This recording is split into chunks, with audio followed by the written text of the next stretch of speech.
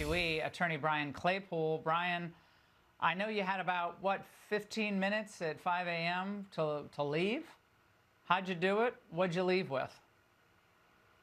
Yeah, hey, Laura. Everybody who you've had on your show is exactly right. I mean, this has been chaos, urban carnage, and we were blindsided. There was absolutely no preparation for this at all. Nobody was on TV last night when I was at the neighbor's house. I was at the neighbor's house. The fire was getting closer. There wasn't one political leader on TV saying, hey, here's what to do. Here's where to look if you need to evacuate. So about 1:30 in the morning, I go to my house next door, and it looked at the time, Laura, like the fire was going a little bit east, right? I live above the Rose Bowl football stadium in Pasadena, so I'm a little bit west of the fire, right? And then about 5 in the morning, police everywhere, knocking on doors, get out of your house.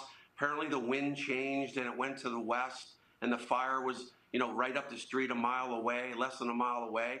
And this is real life stuff. I've got a 9-month-old daughter, single dad with a nanny, knocking on her door, get the baby, get a bag.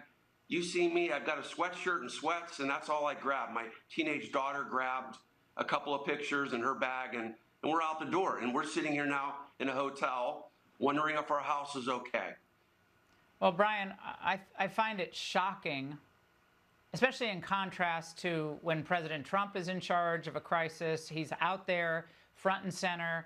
I'm reminded of Ron DeSantis in Florida during the horrible hurricanes there, Brian Kemp in Georgia. There's real leadership. And I know Gavin Newsom's been, touring some of the areas, and he has been on camera. I understand that as you see him there with Biden. But it seems more performative. And if you're not getting information about where to evacuate to, that's a problem. Yeah, it was horrible, Laura. It was a dog and pony show yesterday, just talking. He talked and talked and talked about what's happening. The fact of the matter is we had zero political leadership in LA County to help us through the worst fire disaster in the history of our country. We were blindsided, we were sucker punched, we were mugged, we were carjacked in our own communities, and people are losing homes and lives. It's inexcusable, Laura. Yeah, well, people are abandoning cars and literally running to the ocean. The videos of that last night I've never seen anything like it. I know those neighborhoods so well. It's shocking. Brian, I'm so glad you're okay. I hope your home is okay. I'm just glad you were able to get out of there. Thank you.